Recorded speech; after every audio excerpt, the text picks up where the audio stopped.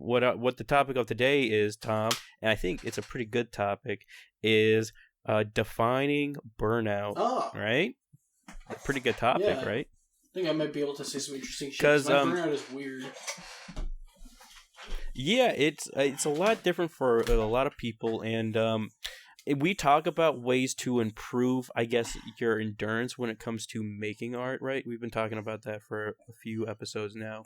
Eating better, being well rested, exercising, on top of, making good routines, right? That's the wrap up of kind of what we've been talking about so far. But the biggest thing a lot of people don't understand is the difference between what burnout is and what it isn't. Because, like, I think for the most part, right, true burnout is when you are constantly working on a project, and you do not see like the fruits of your labor because you just like you feel done with it. Like you're just out of stamina or something, or you've overworked yourself, and you're like, well, this is what I get, and it's just like gone. Like nothing like is coming to what you think is your standard. Right? Do you think that there's a difference between art block and burnout?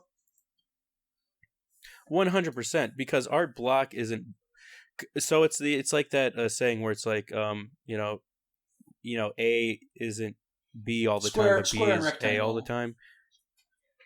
Yeah. So like yeah, exactly. So art block isn't burnout, but burnout will tend to lead to art block, right? Because you just don't want to. You don't want to. One of the common sources of art block is burnout. Yeah, exactly. And we've talked about ways to like try to regain creative control and like not have burnout. But like the biggest thing when it comes to art block, right? An easy way to solve it is by obviously not doing art and just experiencing life to the fullest. And when we say that, we're talking about just like going on a nice walk, clearing your head, taking a shower.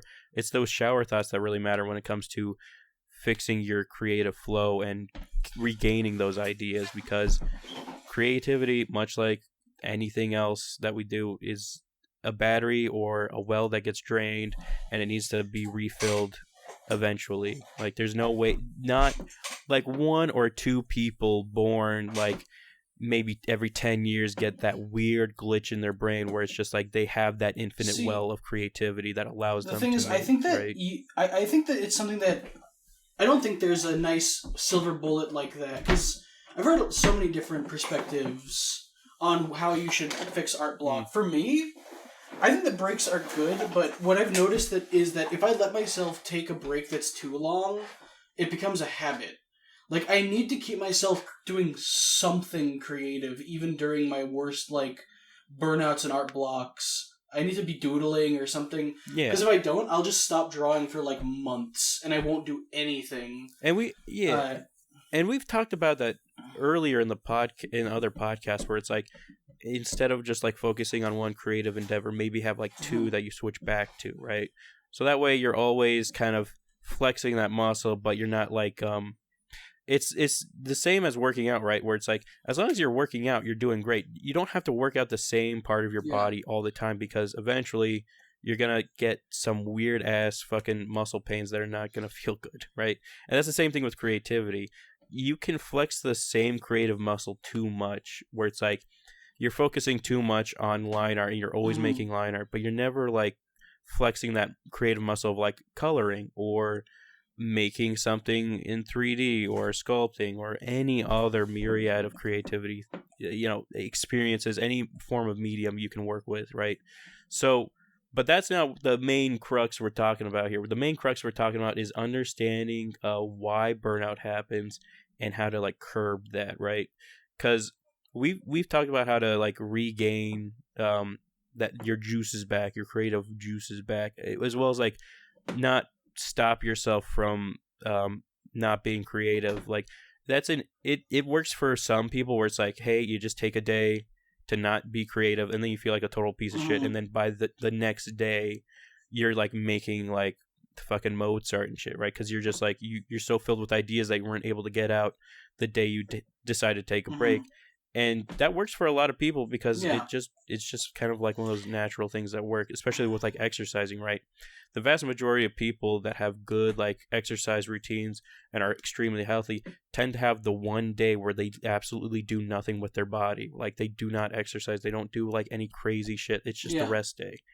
And the kind of opposite of that, which a lot of bodybuilders do in America, is they'll always be on that grind of just like exercising like ridiculous amounts constantly, like trying to one up their like rates constantly, instead of like keeping with that consistent flow of like, I can do 20 reps of this and that's good, maybe I'll add 1 or 2 more down the road and that's even better. But like in America, it tends to be this weird kind of gambit of like, I've done 20 reps today, so tomorrow I'm going to do 40 of these reps. And then the next day, it becomes like this weird exponential growth thing that no human in the right mind can like keep up with. And that's the same thing with creative like endeavors, right? If you keep on trying to like double your output like every single day, you're going to end up burning out extraordinarily fast. And not only that, but you'll feel bad because you're like, man, I know I could do this, but it's just, it's like, no, you can't do this. Like, you need to learn how to make things faster and better over time. It's not one of these things where it's like, I've drawn 2 bodies today, so tomorrow I can draw 4. And it's like, that's not how the math works out on that.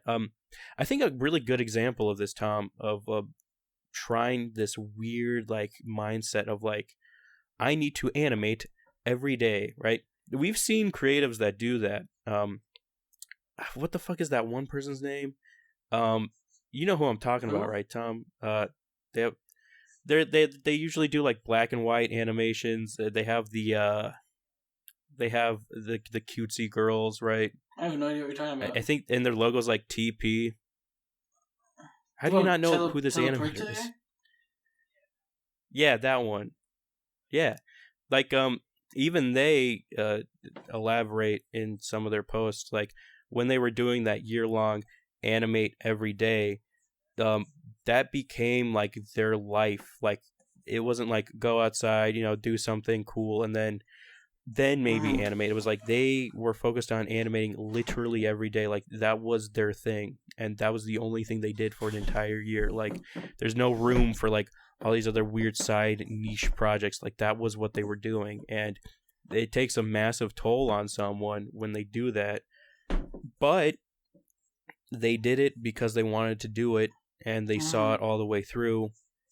And for better or worse, they came out the other end, maybe a better animator, but also maybe resenting animation. Who knows? But what we can glean from that is, especially if you take a look at their patterns of animation, you would notice during, like, I think it's either Saturday or Sunday, they would make an extremely like simple, like easy to do animation, because that was their rest day. Even though they were animating, they animated a lot less, but they still animated, and that was their considered rest day, right? Yeah.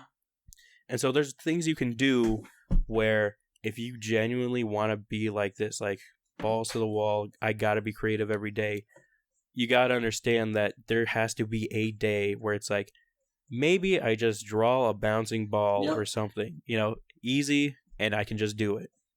Not to mention, it's good practice. Bouncing ball is weirdly good for like just practicing simple ass fundamentals. And I don't know if anyone else does this, but something I've always done since I was young, is I start by just animating a basic bouncing ball, but then I'll like do something weird with it. Like suddenly it'll bounce really hard and start crashing around the room, or like I did one where it's bouncing and then it starts doing that, and then it cuts to like a guy sitting next to a box, and the box starts getting crashed around, and you realize, oh, the ball is in that box. Oh my god! Because it's just like, it's fun. Yeah. It's an easy place to start, and then like do something goofy from, and it's like a nice, easy, simple way to like flex those muscles. Yeah, 100%.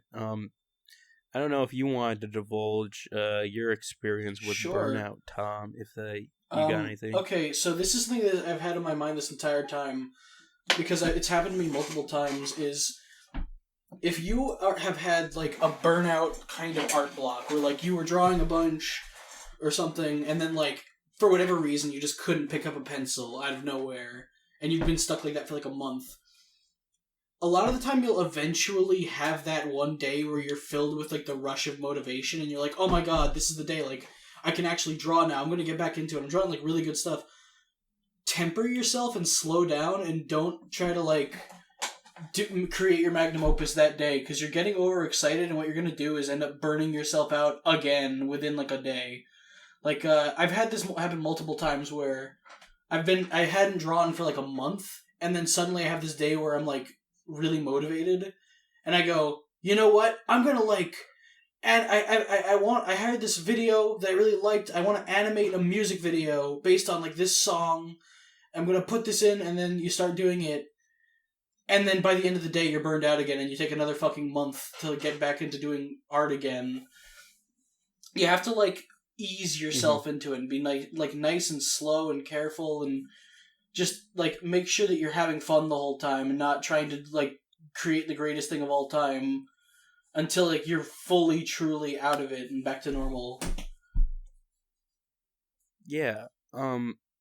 There's a really good not necessarily example of this, but same thing with like going back and like working out, right? Because this is a pretty like clear cut like examples, right? Honestly, just so everyone knows, like me and Tom, I've been getting Tom into exercising more, so big fat lard so ass. that he can improve his stamina. You're not that fat, Tom. You're what Coach McGurk would say is frumpy. I'm You're pretty frumpy. fat. I wear it decently though. Yeah, you do. You do. It's all that hair. It's all that beautiful curls you have. But much like working out, right? You don't expect a person who hasn't been like exercising for like a month or two to do like a bunch of like squats and like bench presses. Like you have to ease into that stuff, right? You have to do less. You have to do less squats. You have to do less push-ups, and then you have to slowly increase over time back to your original capacity, right? Because everyone's built different. So I don't expect a guy who's like a shorty to like do the things that I can do, because there's a huge margin of difference between like sizes and how much that like can change your endurance over time. So like I don't expect everyone to work and flow the exact same, but what I do expect is for people to regain control of what their peak was, right? Where their optimum flow was, and them able to slowly regain and get back into it, right? A perfect example of this in the real world is, for those who don't know, I play the trumpet for fun, and you'll never hear it ever. But when I stopped playing the trumpet for like a month, a lot of people will know this if you ever get into like an instrument that's like air based, or like especially with like guitars. Like guitars is a classic example where it's like the calluses go away on your finger, and so if you try to like shred like you used to, it tends to be you more likely shred your fingers off because your calluses are all gone, and you have to regain those like things back. Same thing with like playing the trumpet. You build up calluses on your lips, and when you play the trumpet or start learning to play the trumpet, they will have you practice for maybe like 10 minutes at the most, right? Because if you try to play longer than 10 minutes with the trumpet and you're learning for the first time, what will happen is you'll just end up busting your own lip because of the vibrations you make while playing the trumpet. And I ended up doing this because I wasn't smart, and I played the trumpet for like 2 hours getting back into it, and I had this massive gash across my lip because I was just having fun playing the trumpet and doing a bunch of cool stuff, and then my literal body couldn't handle it because I didn't build up those calluses for my lips to be able to play for that long. And then I paid the ultimate price of I can't play the trumpet for the next like 3 days, because if I do, I'll not only reopen up my wound, but it'll just fucking hurt like crazy every time I try to play the trumpet. And this happens a lot with creatives, I'll say, or just like anyone in general who has like not necessarily like ADHD, but like has this like drive to like keep going or like push themselves. It can be ADHD, but like anything in general where it's like you ignore your bodily functions so that you can keep going with the thing you are working at, right?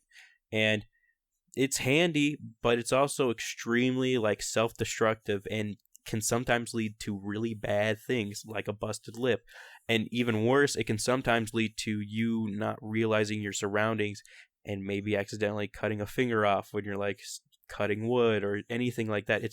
It's really important to have those moments of clarity when you're like in that flow state, because even though it's really handy to be like working for like 2, 4, 5 hours and not realize where the time goes, um you'll pay the price down the road, whether it's like you don't sleep enough, so then down the road maybe you get Alzheimer's because that's kind of the leading cause of it, or maybe down the road you don't brush your teeth because you're like, I'll do it tomorrow, and you're focusing on your creative endeavors, and then it's like you pay the price like 20 years down the line when you have no teeth, right? All these things add up, and I think the biggest thing with burnout is when you don't allow time for the normal things in life that matter and you only focus on the creative stuff, is when you can really see that burnout kind of implode on you. Because to me, burnout is when you don't polish your own tools. Like, you don't go out of your way to clean yourself. Like, you don't go out of your way to like maintain your stature because you're just too focused on animating this thing that has to be done in 3 days. It's like, it doesn't need to be done in 3 days. Whose deadline are you working for? And even if so, maybe just let people know like, hey, it's going to take some time for this to come out, and just do the small suffering of like feeling like you couldn't deliver on the product, but you're still going to try, rather than just buckling down and being like, I can get it done in 3 days. I was young once, I can do this. And it's like, yeah, you were young once, but now you should understand, like, later down the road, like, things matter in the real world just as much as they do with your creative stuff. And if you don't take care of one or the other, it tends to be one gets too much priority, and then everything falls to the wayside, and it just ends up being not good. I don't know if you've ended up in those kind of scenarios, Tom, where it's like you just don't take care of yourself, and then you wonder why you feel like shit all times. Yeah, it's I think another real world example of this is like, if you guys ever watch fucking Twitch or streamers or in general, like, that's the worst one. I'll say the worst modern equivalent of what we're talking about is streamers. Like, as much as it's like great that they want to like stream for like 3 days straight or whatever the fuck, it is clearly not healthy, and I think it sets an even worse precedent for like younger people to be like, yeah, this is the norm. Normal people who want to become like famous and like e-celebrities on Twitch, you got to put in the grind work. You got to stay up for 3 days straight and just keep on keeping on. It's like, no, you don't.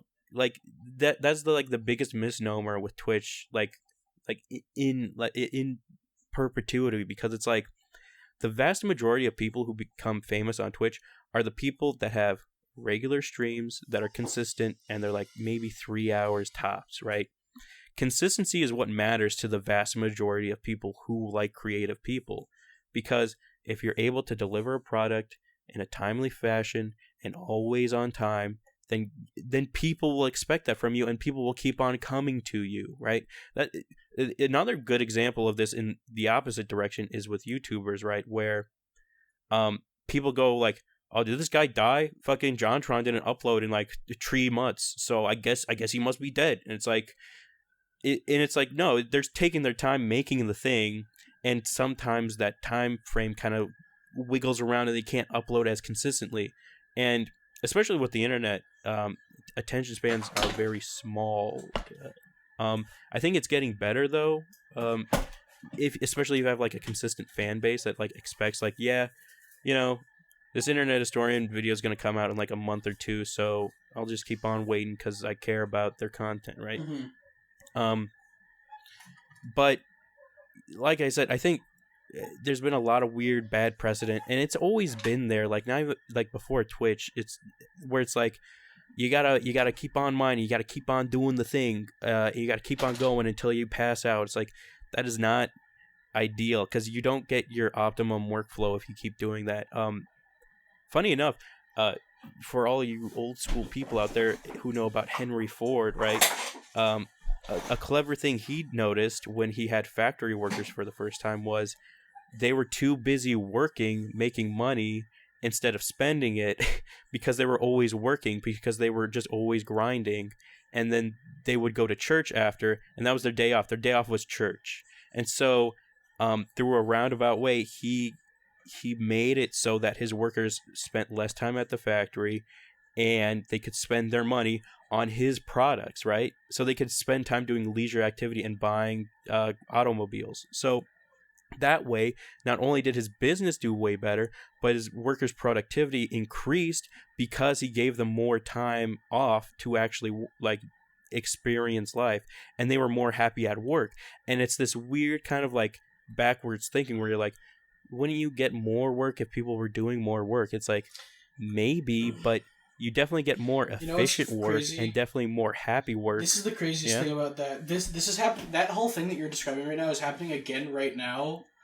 And the sad thing is that a lot of companies are trying to stop it, just out of evil, basically. Like they'll call it like conservatism. They're like, well, we just want to keep working the way we've been working, but it's just evil. And it's basically like over the pandemic, when everyone switched to online working, all the office workers realized, oh hey, without managers hovering over my shoulders, seeping up my time, and without having to go into this stuffy office every day, I'm finishing all of my work, like my 40-hour work week, in like 15 to 20 hours, and I can spend the rest of the day just logged into like Centrix or whatever, jerking off. People are realizing like, oh, I'm doing the same amount of work, but way more efficiently and making the same amount of money. And now what the companies are trying to do is like either get people back in the offices so they can restore the fucked up system of hierarchies that they already had, or they're trying to like give their people a bigger workload because how dare you work efficiently here's more work for you to do.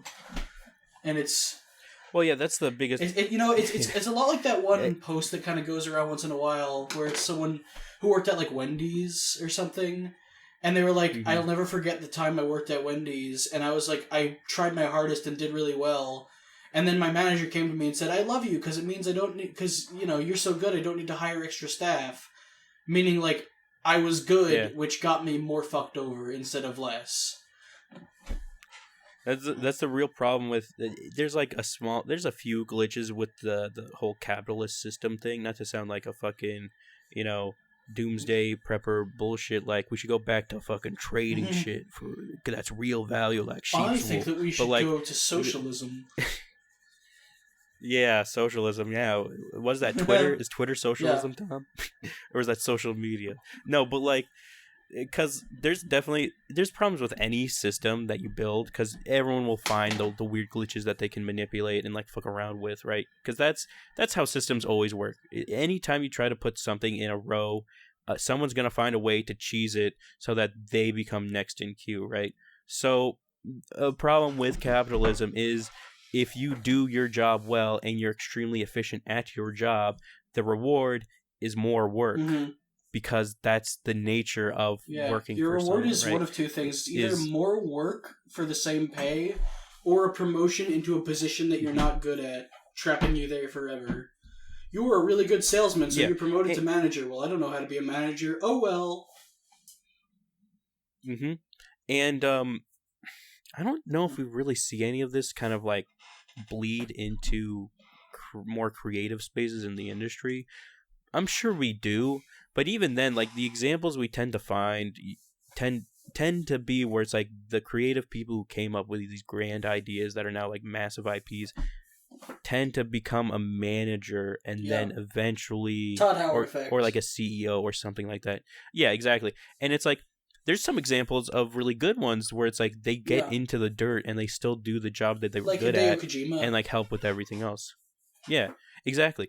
And those people know what they're doing because they know that like, hey, it takes a lot to just manage a bunch of people, but what I can do is lighten the load by at least a drop by just being a worker, right? But and that kind of goes into like another thing with burnout, right? Where it's like we could like side tangent into that, which is burnout in the industry and how that like kind of occurs, right?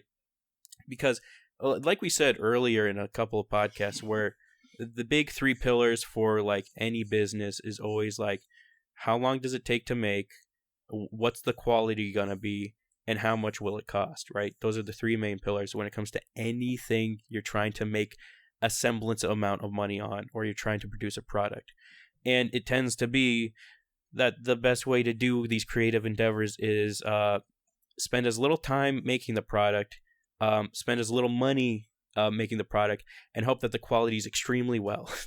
But that's not how that works. You can't just sacrifice the two pillars and hope that quality shines above all else, right? Mm-hmm. You either need to spend a lot of time on it so that you can spend less money on it, and then the quality is great, or you need to spend less time on it but a lot more money, which tends to be like more workers, which there's this weird kind of imbalance that can happen where it's like you hire so many workers that it becomes redundant, and it still will take the amount of time it'll there's take. A lot of right? things in art where like they have too much money and they do one of two things happens. Either A, they add too many layers of bureaucracy and start losing like actual efficiency. If you want a great example of that, watch like the episodes of the Create Unknown podcast with Zach Hadel, where he talks about how much he's pissed off at the industry because he's like, we did this episode with fucking Mip that's so well animated, and we did it on like a fraction of the budget that like a real production would need because they have too much money, so they just throw it around. Mm-hmm. And the other thing that happens is feature creep, and if you want good examples of that, look at things like Star Citizen, where they're like, or crowdfunding projects in general, where like they'll have their goal and they're like, we want $10,000 or whatever. But then they end up making $100,000, and instead of going, thank you so much for the $100,000, we're going to use this to make our game more efficiently and, smooth things out and polish it better, they start adding stretch goals. They're like, well, if we get to $50,000, we'll add multiplayer support, and if we make $100,000, we'll add 15 extra levels, and it's like, guys, you're gonna end up blasting through that money and having massive obligations that you'll never be able to meet. Like, it's. I think too much money is a super common problem in artistic endeavors, just in general. People throw money around thinking that it'll solve all the problems, and it doesn't because it's art.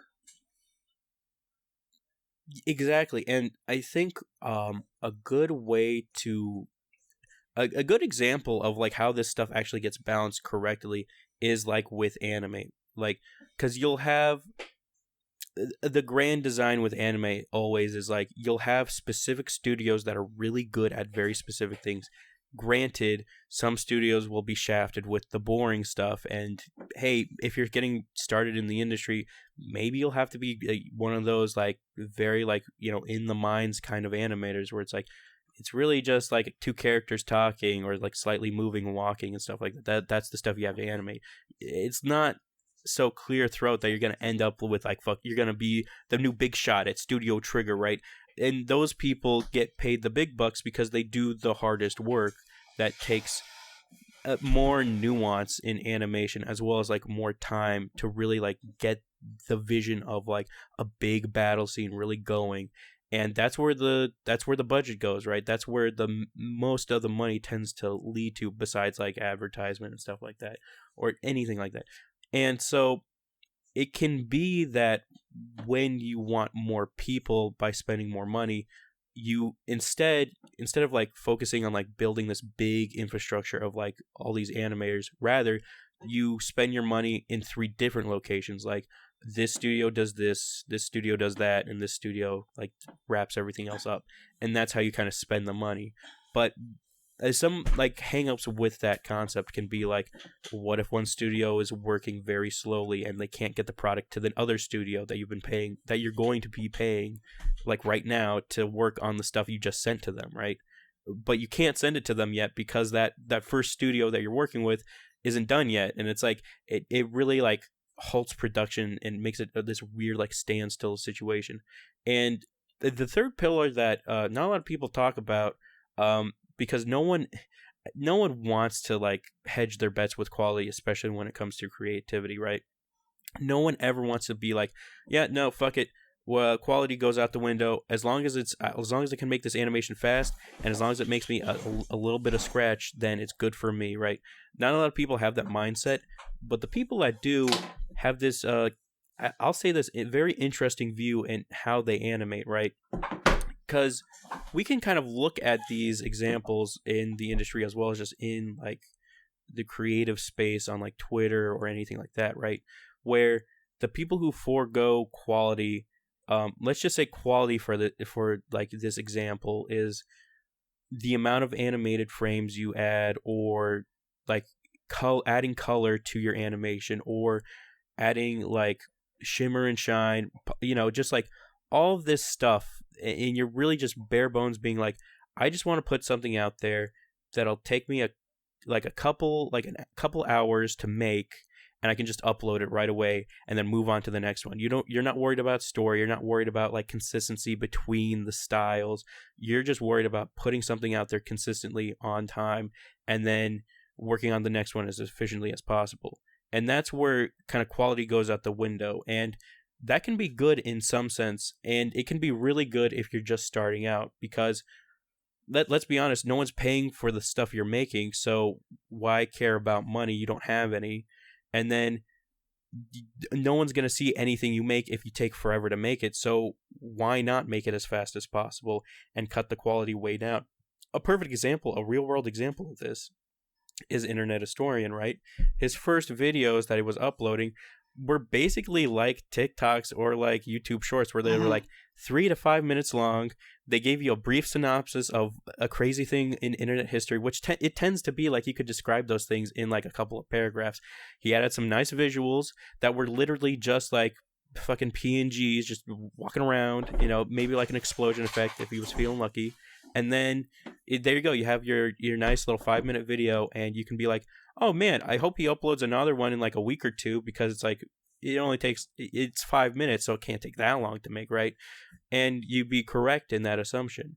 And I think a lot of people should start out like that, because if you lower your expectations of what your product's going to be, what your art is going to be, then you can slowly improve the quality over time when you get efficient at the processes of animating, or when you get efficient at sketching, right?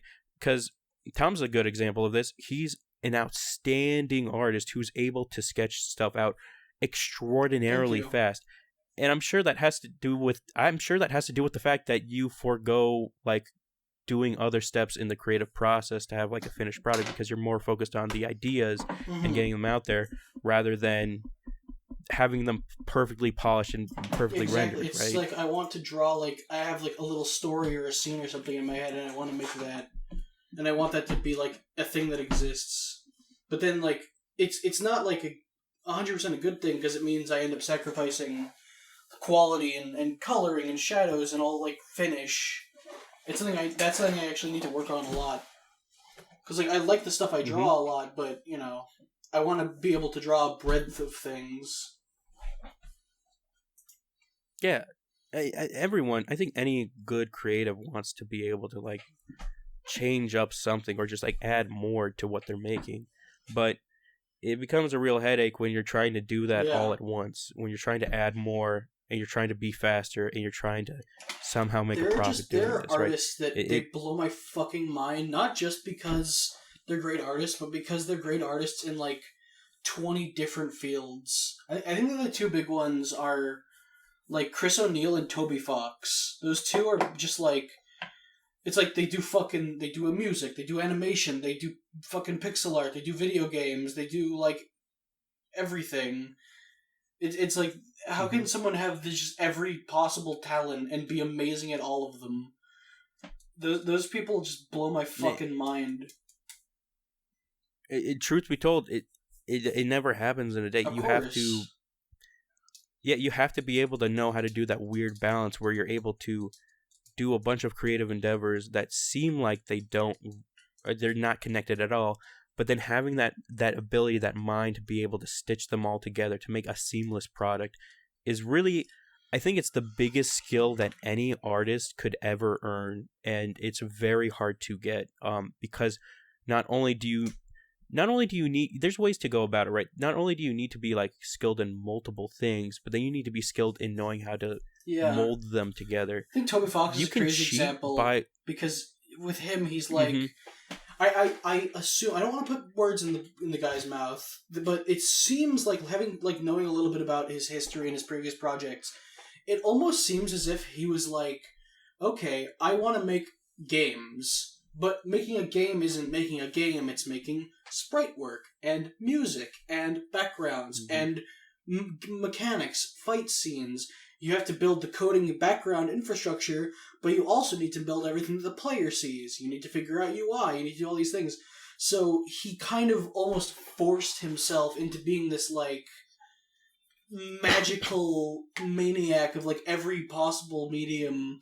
Except, you know, some people will argue he's not very good at sprite art, which is fair. Some of his characters look sketchy and doodly, but I think it's still charming. I think it's part of the style. But, like, either way, you need to sit down and make a fucking game. You need to learn a million different disciplines. So yeah, you go through this crucible. You know, like he'll go through this crucible of making like his Earthbound things or like Undertale, and he comes out the other end like this incredible prolific artist that can just do anything you throw at him. Yeah, and that's another thing, right? Even though someone like Toby Fox is able to do all these things, right? If you really break them down into segments, he's doing a lot of things, but he's doing them very little, right? Because that's the scale you have to work with when you're just like a one-man band. And Toby Fox isn't necessarily a one-man band, of course. There's he has other people do sprite work and help him out and like lighten the load. And that's an example of what I was kind of gonna lead into with like sort of cheating the system, as it were, by not. And it's not even cheating; it's just how the world works. Where it's like the more people you have that you can rely on to deliver and help you with the thing you're making, then the faster it'll be made and the more quality it will have, because you just have more hands on deck. It's way easier to raise a wall with two people than with just one, right? But with Toby Fox in particular, as far as I know, he's not the best coder in the world. He's not the best. Yeah, he's not the best fucking, animator in the world, or like sprite maker in the world, or even the best musician in the world, right? What it takes is being able to understand your limitations in each field and understand how far you can go with them, so that when you combine them together, it feels seamless, right? It feels like these were all intentional to work with one another. And then it really works well with kind of those RPG Maker kind of sprite-based games, because those tend to take less time to really invest resources into. For one, they're just less resource intensive on hardware, right? They're easier to code, and not only that, but there's that's a why plethora he made Undertale of like Game Maker, is because he didn't want to focus on coding. He wanted to focus on like the art side of making a game, the sprite art and the fucking the battle animations, mechanics, like different ways the game fucks with you. He wanted to do things like Asgore breaks the mercy button and like invades the UI of the game, not like shit. How do I get this the collision here to work? And okay, just want to make sure. Like Undertale is such a simple game, but when you like watch like speedruns of it and shit, you realize like, oh, it's held together with fucking thumbtacks and glue in terms of his actual coding, because that wasn't what he was focusing on. It was just like, I want to tell this great story and make people feel. I think that if you, in terms of like just raw artistic output, I would say that the music is the biggest, craziest thing in Undertale. Like every fucking track is amazing. And there's plenty of examples of what we're talking about, even like way before Toby Fox or anyone else for that matter. Like, if you look at the original like Pokemon game, right? You think to yourself like, oh man, this is such a good, tight, well-made game. But it's like, if you look underneath the veneer and you understand like oh, there's a lot of things they didn't That's take what's into account for with this game. that's always been crazy to me because I always thought of Pokemon and like JRPG type games, like the grid based JRPGs in general, being some of the tightest, simplest games that would like just like almost glitch free, basically. But then like you find out that that game is so easy to break. Like it's like actually just silly. Mm-hmm. If you need to know what to do, but like normal people with one Google search can figure out how to, like, I guess what I'm saying is like it's the difference between certain games that are like, oh, this game is so broken and glitchy, but you actually go and try to like do the glitches you see online and you can't do it. You know, everyone's tried to do the backwards long jump up the stairs in fucking Mario 64 and most probably couldn't get it to work. That kind of thing. In Pokemon like Red and Blue, it's like trivial. It's like, oh yeah, you can just casually fish into like all the statues and shit like that. Mm-hmm. Yeah, I mean, yeah, and that's just, to some extent, that's like a hardware issue where it was like, it's easier to reuse these specific tiles to make these things more efficient. But on another end of it, it's like, the reason it was done this specific way is not because of efficiency, but just because it's like, they didn't realize this value was tied to this other one, and then it floods over, and it's a whole myriad of problems. And that's the thing, though. A lot of people think like RPG games in general are like really tightly made. Like they're tightly made. They look tightly made rather because of how simplistic they look from the outset, right?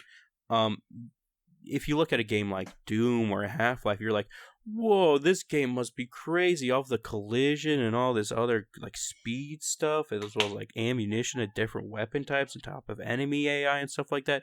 It must be insane. But it's like in reality, those games are a little bit easier because the way they have to make their world is, as long as they know that they can build a world with relative tools that they've made from the outset to like keep on like making these like puzzle piece fit together Lego like aesthetics and work just right, as well as just like being able to rely on a couple of AI, like just not AI, but like a couple of enemy AIs rather, with a very simplistic like views. I mean, this is a perfect example in Halo where it's like, the team for Halo was like, man, for whatever reason, keep on getting like playtesters keep saying like the enemy AI is like too crazy. They're just too good at the game. And what they found out was that the AI wasn't good. It was just that they just did more damage, and so people died faster. Their AI was horrible, but what they found out through real people playing their game, real Joe Schmoes, is that when people think of like difficult AI or like this enemy's really hard, what they're really saying is, I can't beat them, so it must be that they programmed them in such a way that to defeat me really good. And there's examples of that in video games like Dark Souls, where bosses are designed by nature to like pick up on what you're putting down and really kind of like go into this flow state of like not necessarily repeating patterns, but kind of changing them up and switching them on the fly to really keep you guessing. And what's reliant on you as the player is understanding what those visual cues are for you to kind of preemptively like understand what the enemy is doing so that you can do your rapport. And it becomes this really nice flow of back and forth.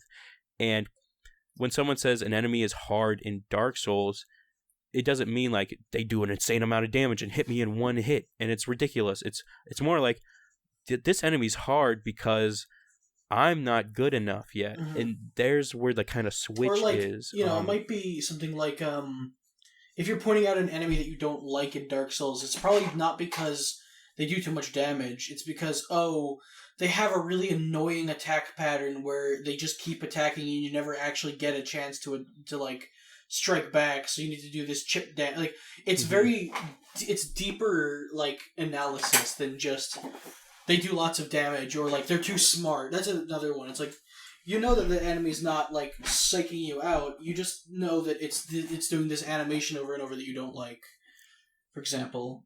Yeah. And there's definitely a lot of good examples in video games of like changing difficulty over time, like Resident Evil 4 we could kind of divulge into with this whole concept. But what we kind of need to like rein back in on is when we talk about these processes, right? These things that people focus on when making their games or when making their creative stuff is, at the end of the day, the things that you focus on in your thing are what matters, not the veneer around them, right? The thing that matters in Pokemon is that there's a wide range of these cool creatures that have like all these varied moves, and that's what matters to the person playing the game, and that's what should matter to the people making the game, because that's what the intent of the game was built on, which was the concept of going outside and collecting bugs, or like seeing like cool new like fossils or creatures when you explore outside. Like that's what the Pokemon is built on as a foundation, and anything you make needs to have that foundation of like, this needs to be the main focus, and everything else is the veneer. Like everything else is just it's the B plot. The A plot is catching. The B plot is funny little music, the towns, everything else, the gyms, those are the B plot. The A plot is catching Pokemon, is catching them all. And when you make something, you need to know what you're catching, what you want people to be experiencing the most, the forefront. Yeah.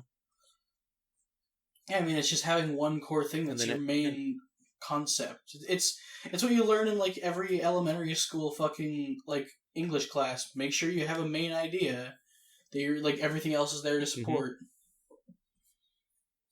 Yeah, and I think a lot of people always hear that where it's like, you gotta have a main idea, or you gotta have like a main character, or they hear this stuff, but no one really sees what the grandiose examples are.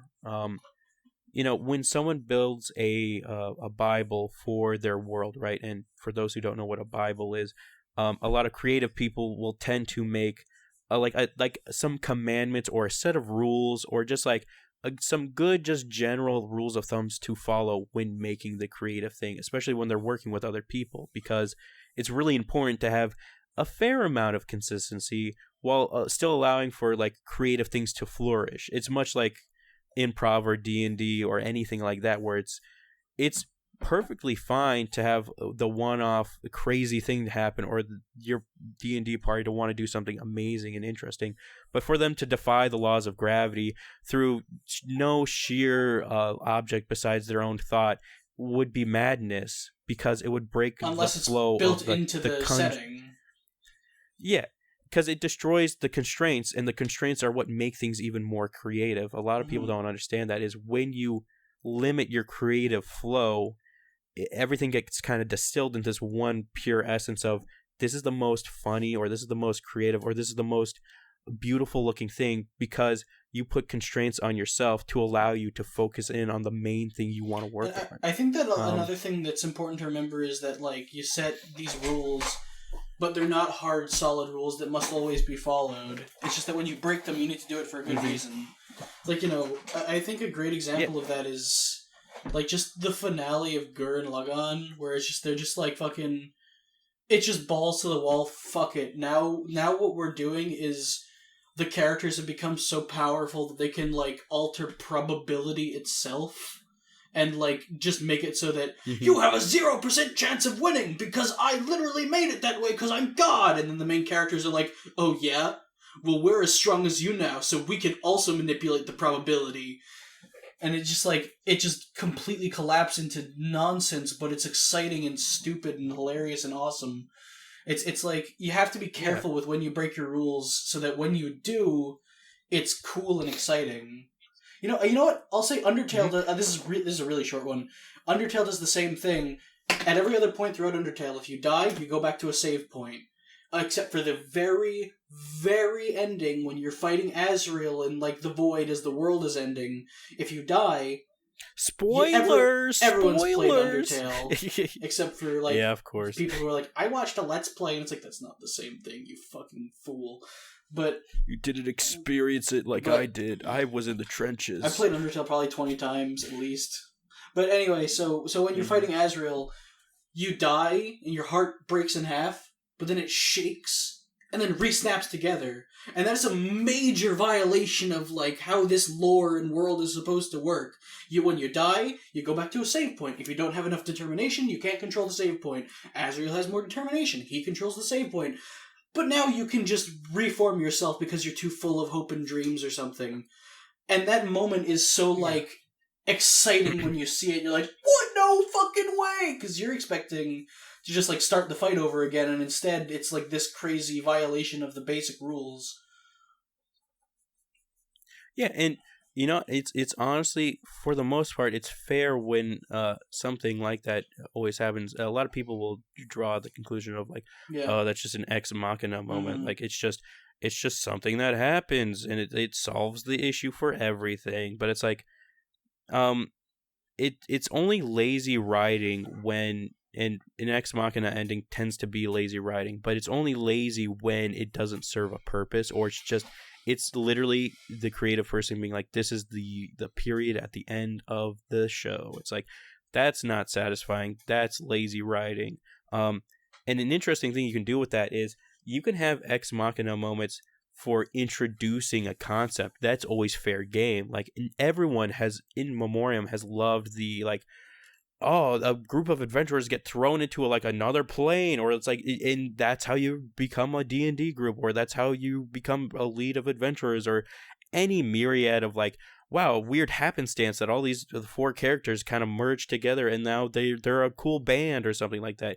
Everybody loves an ex machina moment when it makes an accident for the grander story.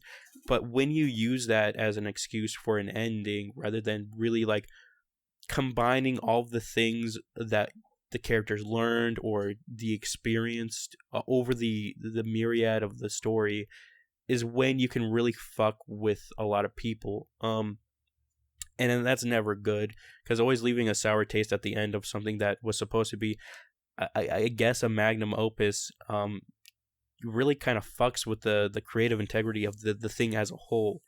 And that's another great example.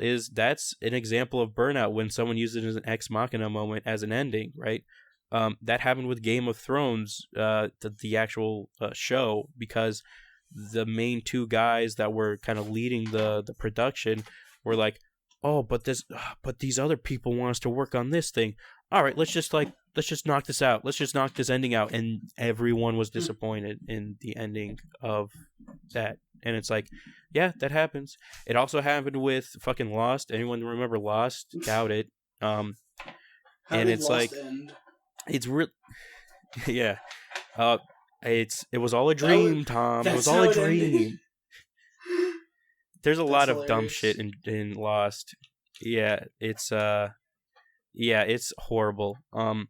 It's probably the worst example of like, not even like ex machina, but like twisting your expectations, because, and you, the viewer, are like, oh, I must be stupid because I didn't realize this. But it's like, no, the writers are stupid because they expect you to not expect this because it's unexpected. They didn't plan it ahead. Exactly. They just were like, this is how it ends. Yeah, they didn't give you any breadcrumbs to lead you down the alleyway and get mugged. What are your thoughts on stories that end with, it was all a dream, or was it? And like, throughout the rest of when you go back and you rewatch it, you're like, oh, there's actually hints everywhere. Do you think that it, like, the idea of it being a dream, even if it was all built up perfectly, and they leave it open with the idea that maybe it's actually a real world, and you get there through metaphysical means by sleeping, do you think that's still annoying to just end it with, it was a dream, even with all that? I'll say this, that's the thing though, right, Tom, is an ending like that is good will tend not to be like, was it a dream? It will be like, oh, and that's the ending. And then you as the viewer are like, no, but wait, hold on a minute. Was that a dream? No, that was a dream, right? No, they weren't in a dream. Well, I mean, you're left confused. I think that they need to give you at least some kind of a hint that it wasn't, because literally anything could be a dream. Anything could be a dream. Like, there's... Yeah, usually it would be like, I don't know. They're like, what happened? How they wake up, and then they reach in their hair and they pull out a pin that they got in the dream, or something like that. Or like, where's my friend Charlie? He was in the dream. I can't find him anywhere. Like, they have to give you something to say it affected the real world. Yeah, it's the row your boat scenario, right? Where it's like, life is but a dream, right? So the experience is but a dream, right? But I think like, good examples of like that the dream ending, right? It's not exactly an ex machina because it's its own thing, but it a good example is the Matrix, right? The Matrix series is in the new Matrix movie kind of like I'll say this much. The new Matrix movie is very funny in how it will make fun of the thing that it is doing. It's the equivalent of like Freddy Got Finger. If nothing else, you can draw some like pretty interesting comparisons between Freddy Got Fingered and the new Matrix movie. And I'll leave it at that. But what I will say is the Matrix trilogy does a really good example of this where they set up things much like an Undertale where they set up concepts and ideas and things that cannot be broken, and then but you have like this hero figure, right, that like bends all the rules, he bends all the spoons, right? And at the end of the trilogy you are left with wondering, and not necessarily because some people will just be left with like, yep, he did it, he saved the world, but more observant viewers will be like, hold on a minute.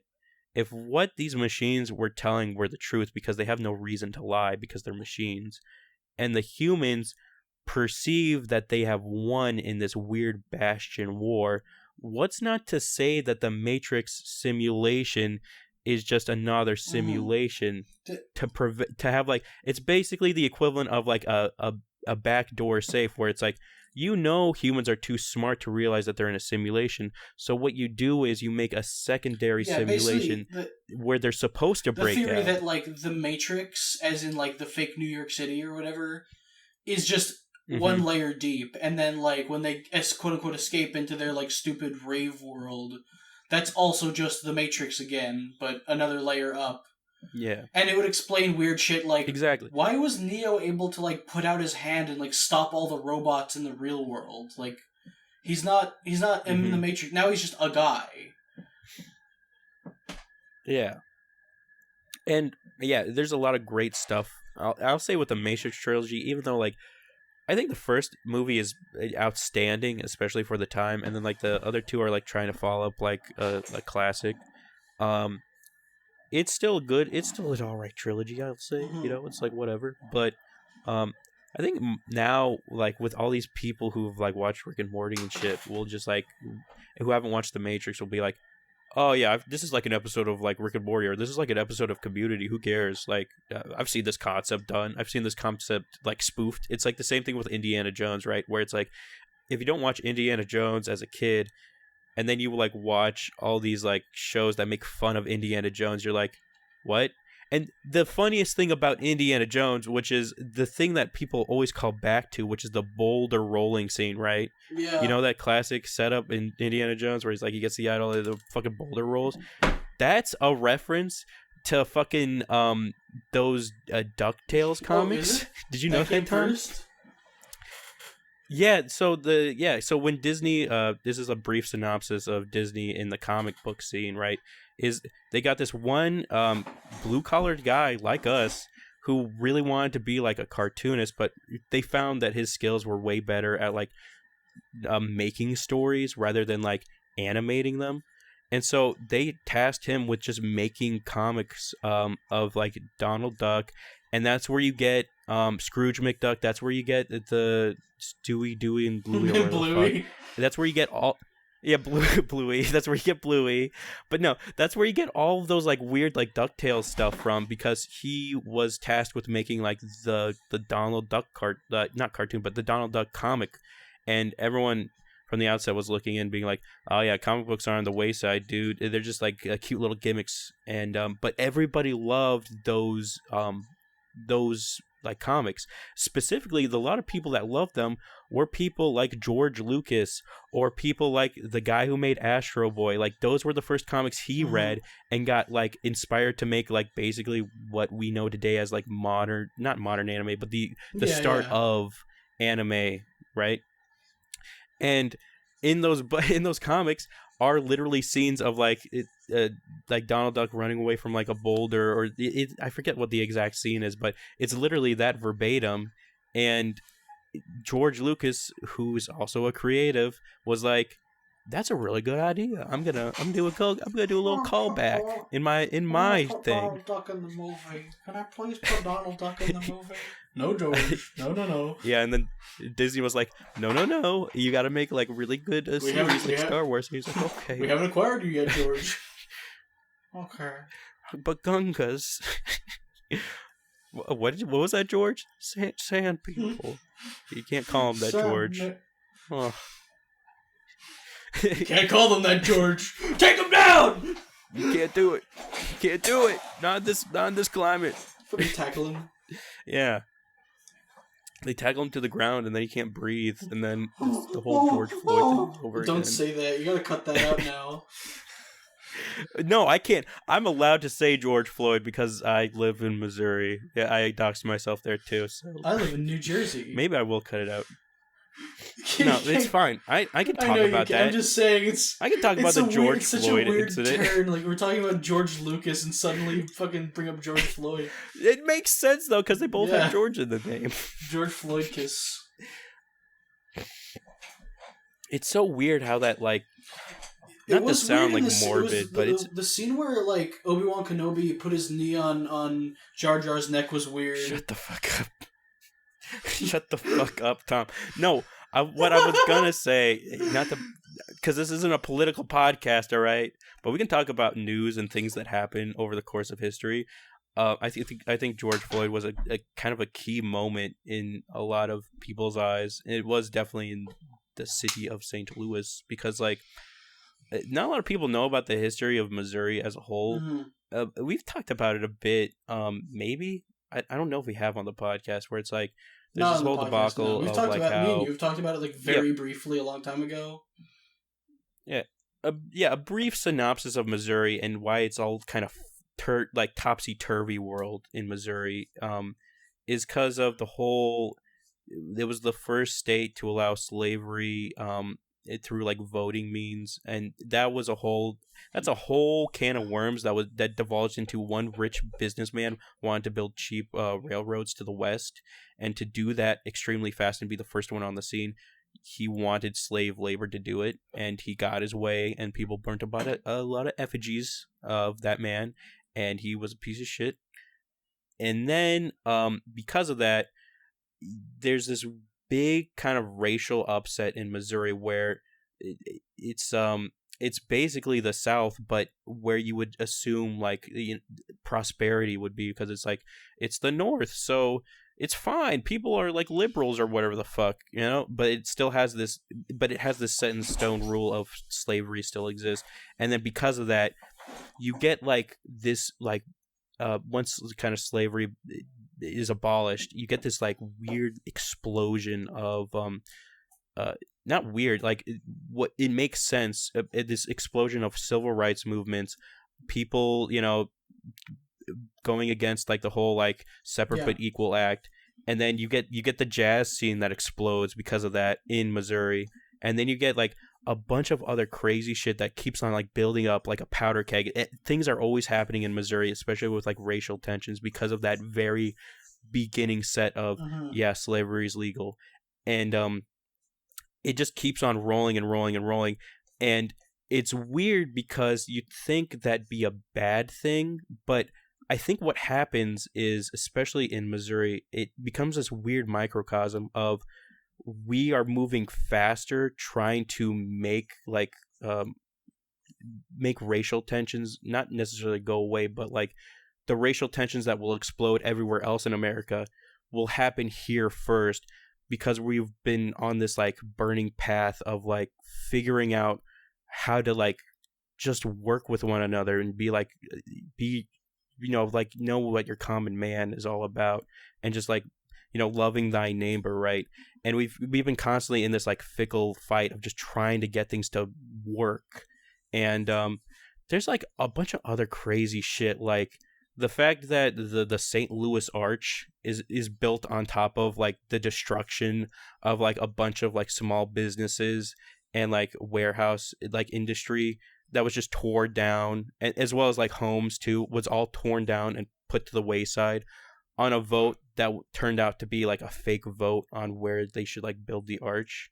Like it was all rigged. Like there's a lot of like insane just like weird shit where the government like sticks its hands where it shouldn't, and then people, the common man, suffers, and it's ridiculous.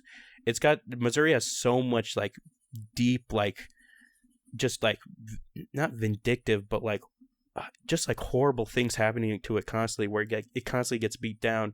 And the George Floyd incident was, it's not even an incident, it's a fucking tragedy, really. It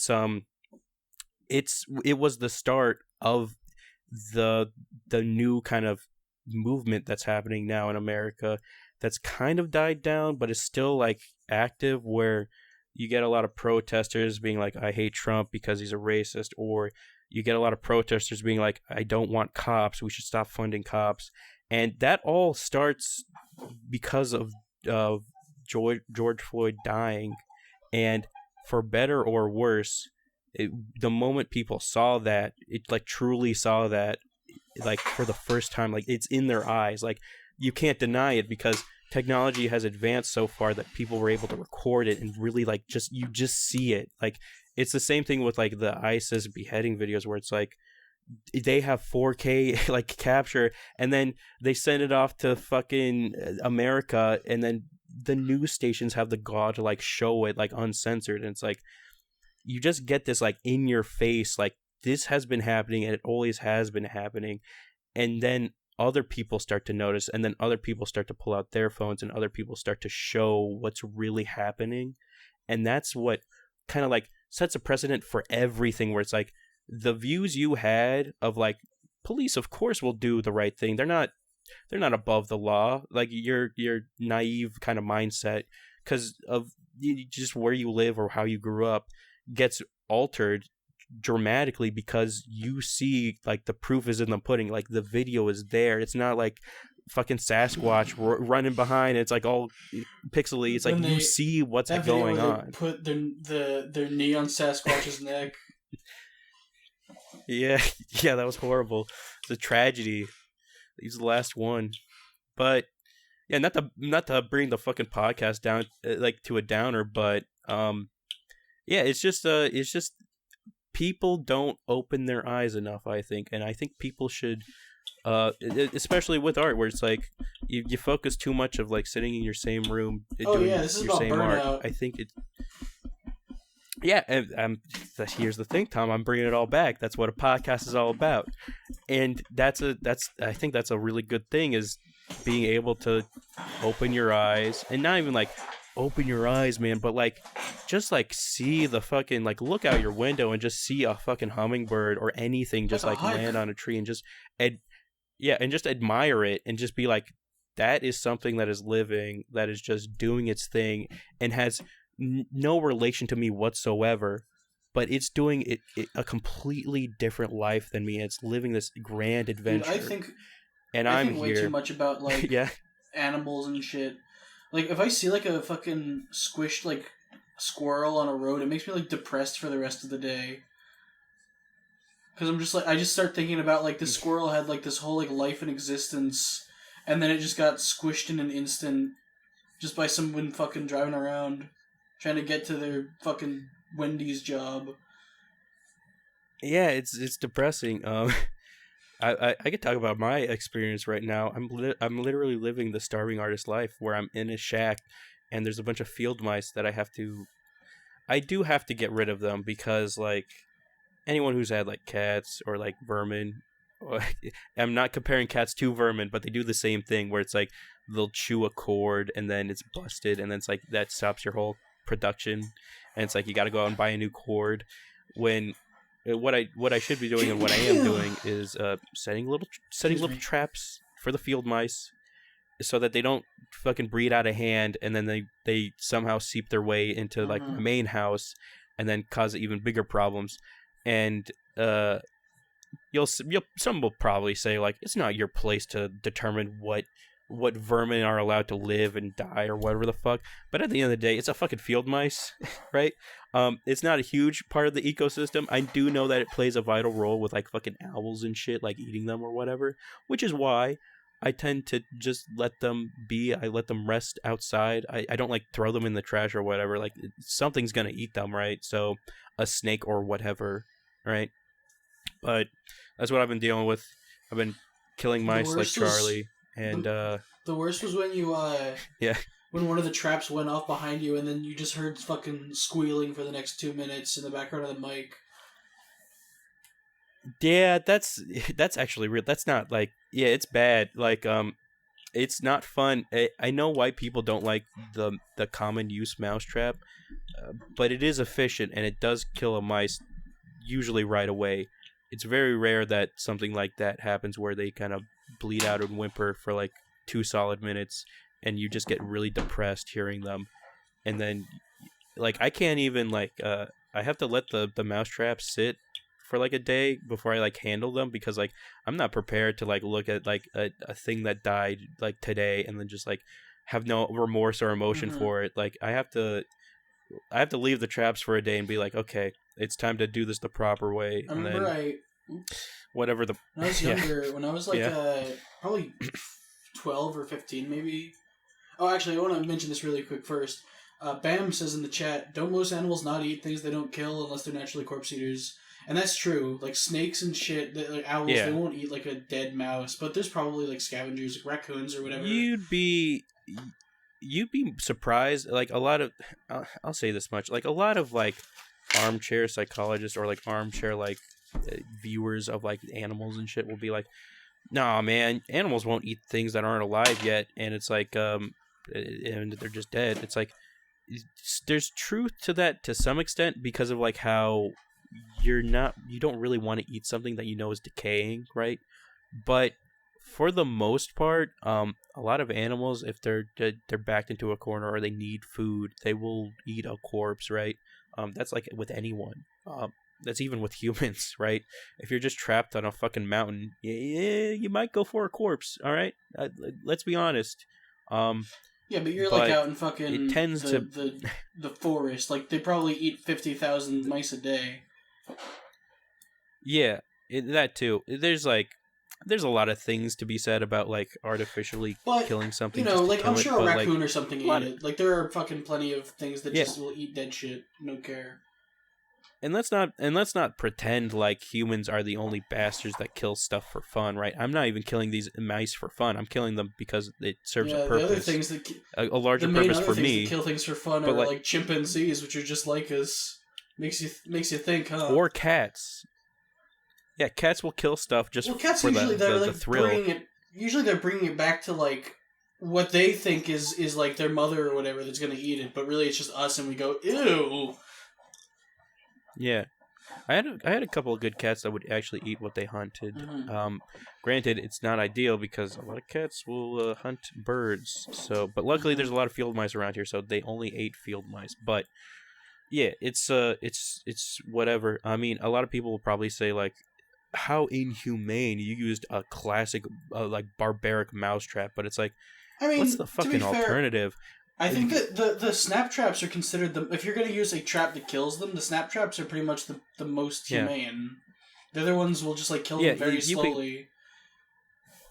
We could talk about them too. It's like a glue trap. I think that fucking horrid. Yeah. It's I think that I'm because it's like they just get stuck there. I think I'm enough of a pussy that I would just like I would be like I can't handle not using. I would always do the catch and release traps. I know that they're not like efficient. You need to drive out like a half hour to fucking drop them off, but still, it would just be too much for me to fucking throw out like dead mice. Yeah, and there's this whole other thing where it's like, because then people will be like, "Oh, I know. What if you just do a catch and release trap and then you use those mice to feed other animals?" And it's like that can be a good idea to some extent. But if you don't know the animal that you're raising as like feed or livestock, then it could just be as simple as like that mouse has like some weird like cancer or brain rot that when your main animal that's eating it eats it will then get that same kind of weird disease or brain rot, and then they'll fucking go crazy. Like we see this happen a lot in the animal kingdom, where we also see the inverse where it's like wolves will hunt the weakest link of the animal kingdom, where it's like they know which ones are like dying of cancer, or they have like a weird They'll like go after bone like the youngest deficiency or like something the like weakest or something. The one that's like limping behind. yeah. And that's kind of where the term like natural, like the survival of the fittest, right? But what's really happening is they're as harsh as this sounds, is they're culling the herd, where they're getting rid of the diseases because there's really no other way for like normal animals to get rid of diseases, because it's not like they're making vaccines, right? It's not like they have like human intervention to help them all the time to like get these like weird gross diseases out of their like system. The true bastion, the true way to do it is with this barbaric idea of just cutting the weakest link and then using that weak link to like feed another group of the entire like tree that is the beautiful earth, right? And yeah, and it's shit that like I have to like kill these field mice, and like they for the most part don't like serve a purpose after that. Like they don't. I'll say this much: I do think animals do eat them because they just disappear after like I let them out. But it's clear to me that someone's eating them and someone's having a good time, so that works for me. Circle of life. The homeless guy that lives in the woods. I'm gonna be able to make me some more steaks. Old Treebeard comes out. Oakman Treebeard. He's really cool. He makes mice kebabs. Hey, you want to come over for some mouse steaks? I keep finding these mice outside my house. I don't know where they're coming from. Yeah, someone's been leaving them with like a nice little bow on top. I was gonna say before the other thing was when I was like fucking 12 or 15 or something, I was so proud because there was a mouse in our bathroom, and I managed to like catch it in a fucking like shoebox or something, and we drove down the street and released it. And I was like, I did a good thing today. Yeah. And then it probably went straight into some other poor person's house because I live in a suburb. Yeah, that's exactly what happened. You infested someone else's house. But it was one mouse, so it doesn't matter. It's not like it can fucking breed with itself. Yeah, you think that, Tom? You think that? Yeah, it can go fuck itself. In mitosis, is split into 2, and then 3, and then 4, and then no, they're coming through your door. But yeah, vermin are vermin, and they live off of humans, so they die by humans. They're not paying my rent, right? Is that how I'm supposed to feel? What if they did pay rent? Like, what if they did exactly the same as what they're doing now, but they paid rent? I'm not seeing any of it. What do you mean? I'm not seeing. How would they pay rent? They do a podcast on your computer when you're not home, remember? They have more viewers than fucking we do. They call it the Squeakcast. If you guys aren't following the Squeakcast, it's our sister. It's our sister channel, but we also keep killing their members. Yeah. Well, yeah, that's what makes for good. That's what makes for good podcasting, though, because then the kin can be like, "Oh yeah, remember when Joe died from the mouse trap?" And it's like, yeah, it makes for like a really good storytelling. But they're kind of repeating themselves at this point. They all die from the mousetrap. Although there's one. Wait, hold on. I'll say this much. There's this one clever mouse out here. Views every episode. It's because they breed like crazy, and then the other mice fucking watch it. We should report them to YouTube. There's more mice than people, Tom. No, there's not. First of all, but also we should report them to YouTube and be like, "Hey, there's more ants than people." They're just like fucking having their other like mice watch it. It's like Indian like fucking bots, but mice. Yeah, Indian vermin. Yeah. No, it's completely bullshit. There's more mice than people, Tom, and I disavow you. I disavow Tom. He doesn't know anything about vermin. But I guess to kind of wrap things up, I have this one bastard of a mouse that keeps on eating my peanut butter on my traps. Because for those who don't know, peanut butter and mouse traps go together like PB&J because peanut butter is very sticky but very fragrant. And a lot of field mice love it to death, as in they will die trying to get it. But I have this one bastard of a mouse that's like so fucking clever that he's able to like not only like eat all of the peanut butter, but like eat the like peanut butter that's inside the like the weird kind of like bent circle that you have in the like mouse traps that you're kind of designed to put like little pellets in so that it's really hard for them to really get at it, so they have to really gnaw at it and then they die. But like it has like this fucking like it's like a surgeon where it's like it's able to eat all the fucking peanut butter, and I get pissed off because the trap doesn't go off, and then I'm left with like one like fucking brainiac mouse that's able to breed consistently and then create more mice, and then I have to kill more mice, and it just becomes this whole circle of like a mice eating its own tail. That would be my moment where I was like, you know what, this guy's too fucking smart. He's earned his like survival. I'm gonna let this fucking clan breed in my little side house. You can fucking have it. You think that, Tom? But my mind went the opposite direction, where it's like I'm gonna create even like more dastardly traps to like catch this mice, and then I'm gonna put out a block of cheese, and you're gonna hide around the corner holding a frying pan. Yeah, or like a cool like a stick of dynamite. But you and the mouse are gonna run by the same like opening in a wall, and then like slowly walk back and look at each other. And you're gonna put up your arm, and he's gonna put up his arm at the same time. You're gonna like mimic each other's movements. He's gonna run through a tunnel, and then I'm gonna run to it, but I'm gonna hit it because it's actually painted on. But he was able to run through it, so it doesn't make any sense. What the fuck? Yeah, that's what I'm saying, Tom. This is my fucking Looney Tunes-esque like adventures trying to catch this one mice. Like? But when I do, yeah, he looks exactly like this. He's fucking evil. He has a scar because the mousetrap did go off once. But like it just grazed his eye ever so slightly. Milkshake has a horrible idea. She says, "Spike the peanut butter with some bleach." No, you can't do that. That's even horrible. So here's the real thing. The reason you don't want to poison the food that you're giving your field mice is because if they get poisoned, then they die, but then they die somewhere randomly, and somewhere randomly can sometimes be inside a wall. And when it's inside a wall, you get decaying mice that you'll never know where it is, and you'll have this rancid smell of decaying mice. Plus, and it'll just if you fester. do find the dead mouse and then you throw it outside, guess what? You've made a poisoned time bomb for some other animal to eat. That too. Yeah, that's why I'm able to actually just throw the mice out and be content with my life, because they're not decaying super fast because they're just field mice. So it's like it'll take some time for them to actually like decay. But when I do throw them out, it tends to be around like midnight-ish or like early in the morning. So like those kind of like prey animals that like kind of look for like the weakest links will go for those, like owls and shit. But in summation, if I poison a mouse, it would poison the owl, and then the owl will die.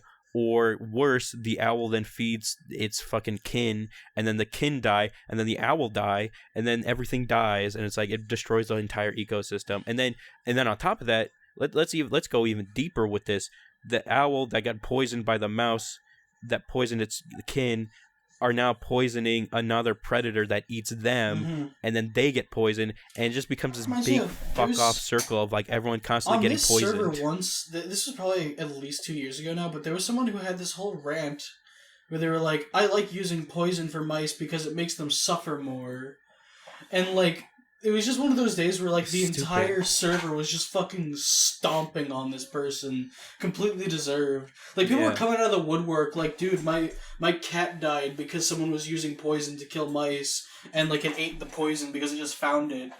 Like all these things were happening. It was just this retarded person who was like, hey, I should be allowed to do whatever I want. They're invading my space as if they're like sentient. And they know that's what they're doing. They look like this guy. They're rubbing their hands together. Stupid. We shall steal the cheese. Yeah, it's literally that one-track mindset, like we've been talking with like Burnout, where it's like you perceive yourself doing the thing you're doing, and you think it's the correct way, but really what you end up doing is poisoning not only yourself but the things around you, because you think poison's the only way to like cure your solution, when really, sleep, rest, maybe not poisoning things, maybe just like taking a step back and like looking at someone else's process. Yeah, or 12 fucking, not that.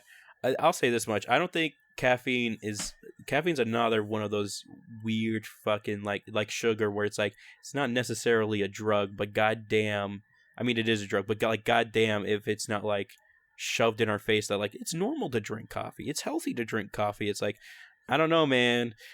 Not to sound like a fucking like nut, but like if you just don't drink coffee and instead like switch to something like tea that still has caffeine in it, but it's like 0.5 the amount of caffeine like a fucking coffee has. It's like you'll still get that like nice little like, oh, pick me up, but like you're not like tainting your body with like an insane amount of like this like caffeine boost, and then I mean, when you become reliant on caffeine, to be honest, coffee and like you don't have it, you normal crash. coffee, not like was espresso or whatever. It doesn't have that much. Yeah, CoffeeZilla. It doesn't have that much caffeine in it. Like that's the thing. Like I drink a ton of coffee, but I'm not reliant on coffee at all. Sometimes I just won't drink it for like a few days. Yeah. It's just I like the taste. That's like the main reason. I put like a shit That's ton fair. of. I always hated Well, it's the because taste. I put like a bunch of like milk and like creamer in it, so it tastes delicious. Milk It's and like honey. it's kind of like coffee flavored ice cream, but like less intense. Where it's like, oh, it's like a nice little like this tinge of the coffee flavor. It just feels nice going down. But I've been trying to drink more water lately. Yeah, I get where people are. Yeah, I definitely get where people are coming from. Where it's like, oh, I love the taste of coffee because it's like a little bitter, but also like a cool like little stimulant. But like, I don't know, man. Because like when I had coffee as a kid, I was like, because I like to eat things in their like kind of rawest form. You know what I'm saying? Where it's like, if I'm gonna like drink green tea, like I want to try the green tea as its like base components of like hot water and like fucking tea leaves, and just be like, is this good green tea, or is this just like fucking tree water, right? And that's the same thing the same experience I had with coffee, where it's like, okay, I'm just gonna drink coffee black and see what the whole like hubbubaloo is, right? No one like, almost no one just do drinks it. coffee black. Like that's like just tasting straight vanilla extract. It's like, ew, this doesn't taste good. Why do people like vanilla? It's like because it's like 1% that, and then like 80% everything else. Or eating like pure dark chocolate and going, oh, why is it so bitter? And it's like, because you're supposed to have milk and sugar in it. Yeah, I mean that's a fair kind of assessment, Tom, I'll say. But like also on top of that, it's like, as someone who bakes a lot, it's important to understand, I guess, the base component ingredients you're kind of using. And for me, when it comes to like drinking coffee, it's like, okay, if I'm drinking just coffee black, then all I'm really having is this coffee bean, which has like a shit ton of caffeine in it, like distilled through water, right? And let's see how it tastes. And to me, it's always too bitter. Like I like bitter as much as the next guy, especially when it comes to like dark chocolates, where it's like, I understand like you can combine like a dark chocolate with like a citrus taste, and then it makes for a really good combo. Have you ever, same thing with like mint and dark chocolate. Have you ever tried like, I'm not talking about dark chocolate, I'm talking about dark chocolate, like 99%. Yeah, you're talking about cocoa. like 99%. It's just, yeah, it's barely edible. Yeah, it tastes like I don't know what the best way to describe it is, because I'll say this much: there's definitely two different types of chocolates that not a lot of people talk about, is powdered chocolate and like the normal ass chocolate. And like 99% like cocoa, like actual like chocolate bar, it tends to have that weird, like, it feels almost like you're eating something that has like an insane bitter taste on top of like a weird grit to it, like sandpaper almost. But that's not even like the rightest comparison, but like it's the best I can come up with. And I totally get why people are like, that is fucking foul. And like, for the most part, like if you eat like 89% cocoa like products, those tend to be pretty all right. They're not like insanely bitter. It's crazy how much like 10% can really like fuck with like the flavor palette. But for the most part, when you have something like that, you tend to want to like saturate it in your like baking thing, right? You only use a little bit of that. It's called baker's chocolate for like a reason. to do maximum flavor. It's the same thing with like hot sauces, right? It's the same thing with like coffee, where it's like, you have something that's coffee flavored. You're putting in a little bit of just coffee because you're infusing that subtle flavor into it without all the extra stuff. Yeah, I guess I always got confused, just like from like a pure mindset, where it's like when someone makes like a pot of coffee, right? It tends to be like, if you're making like a true ass pot of coffee, and let's be honest, like if you do make a pot of coffee, it's for a group of people, like 4 people, let's say, right? So you're making a serving of like for 4 people who can like have 2 cups of coffee with a pot of coffee. And then to me, it always felt wasteful in my head, where it's like, if I do ever get into like the coffee scene or like making my own coffee, it's like it feels like gratuitous to have like a coffee pot, but then Keurigs come out. It's like, but then that kind of defeats the Yeah, but you can purpose just of make like you coffee. can just make less in like a pot. Like you can just make like 1 cup's Yeah, worth. that's true. Like you can make like a smaller mound, right, and Yeah. then have like less water in it. Yeah. Um, which yeah, that's totally something you could do. And like I guess another weird kind of like it's like separation thing I have with coffee was where like I look at like all the processes of making coffee, and I'm like, I don't know which one's like the best one to do. I don't know which one's like the most efficient one to do, but it feels to me like You can just do drip. it's just gotten to this yeah, it's gotten to this point, I guess, in my view of coffee where it's like I haven't had it ever.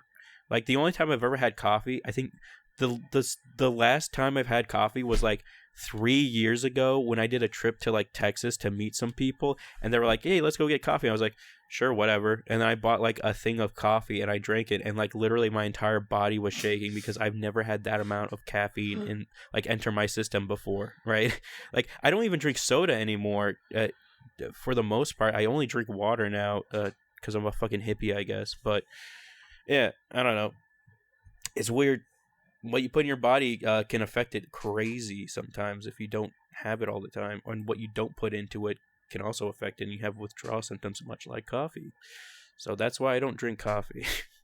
Like, It just I doesn't think taste that good. you should try it. You should just sometime just try like fucking go to like a convenience store and get like I don't know, I'm trying to think like a salted caramel latte with fucking whipped cream on top, and just see how that treats you. Because that's coffee too, but it's completely different. No, yeah.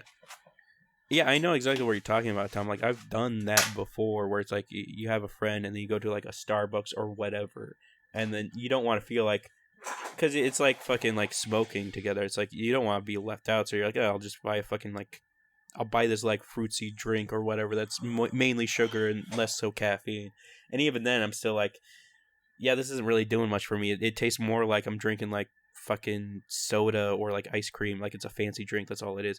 Honestly, I'll say this much: I think like baristas and stuff are like the new like modern age of like the equivalent of like those soda like people. Remember like in the fucking like fucking 50s, right, where it's like you had like soda bars where it's like people making their own kind of like concoctions of like this is our own tincture with like lime and cherry, and it's like, wow, that's good, you should sell that like as a bottle, and then like Coca-Cola gets made and shit like that.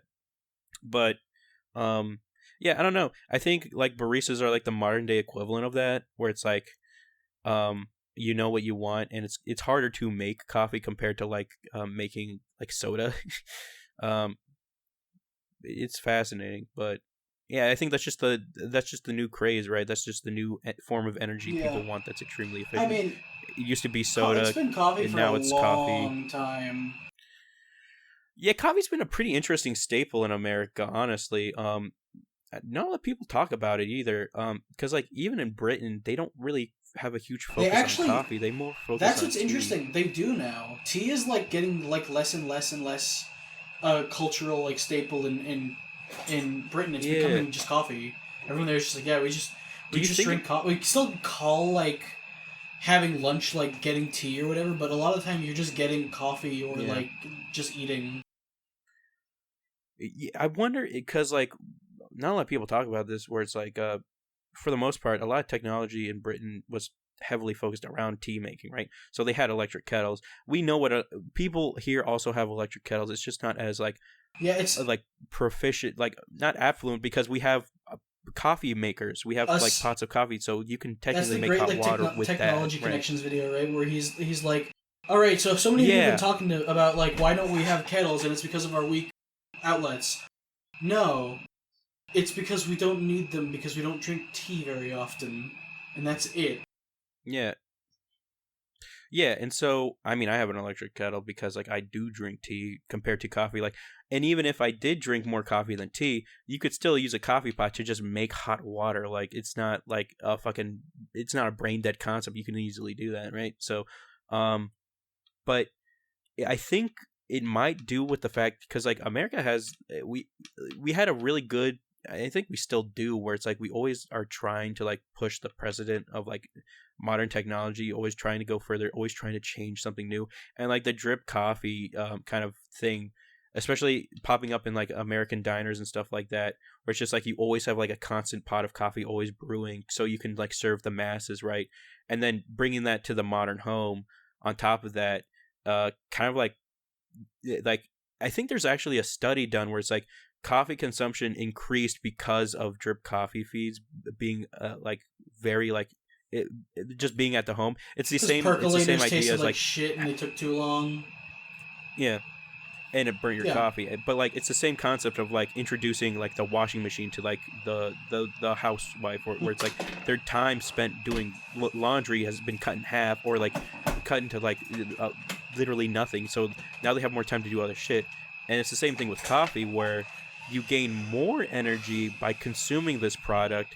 And now that you have a drip coffee feed machine that you would normally see in diners, now in your own like modern home, much like a washing machine or like a dish cleaning apparatus, it's like, yeah, now more Americans are drinking coffee because it's more easy to obtain and like do your own thing with.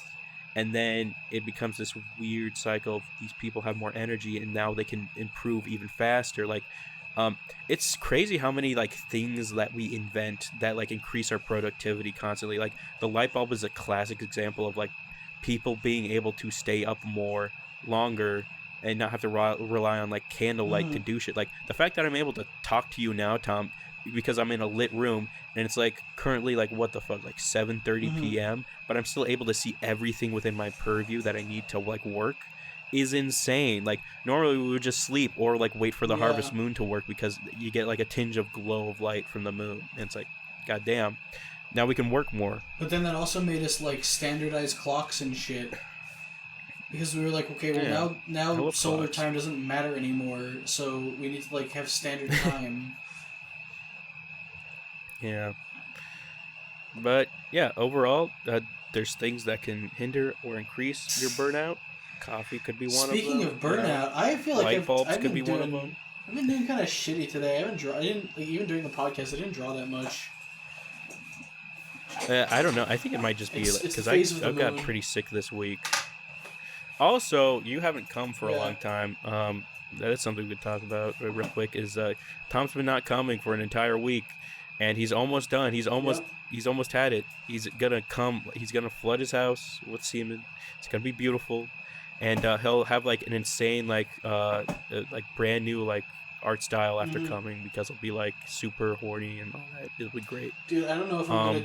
So look forward to that. Do fucking anything on Sunday, but stare at the ceiling. Except come. Yeah. Yeah. Well, good on you, mate. You've lasted this long. I outlasted Vank. Me, on the other hand, coming. Yeah, that's true. I feel betrayed. From me, I've been getting kind of sick this week, and I've still been trying to do like the come every day challenge. But like, fucking, oh, what a challenge! My lungs have been killing me. Yeah, the challenge. It's so hard to come every day. Just my life. It is for me. It is for fucking me. I only do it like once a week, and I'm good. I'm solid. I don't need to do it anymore. Then it's just gratuitous at that point. But yeah, I haven't seen any marked improvements, and in fact, I've seen decreased improvements where I'm just like I'm fatigued after like coming, and like I'm even worse off, and I can totally see where these gooners are coming from, where they come every day, and then it's like, welp, of course you have no energy. It's because you've been fucking cranking it every single day of your life, and it's like that's a huge waste of time.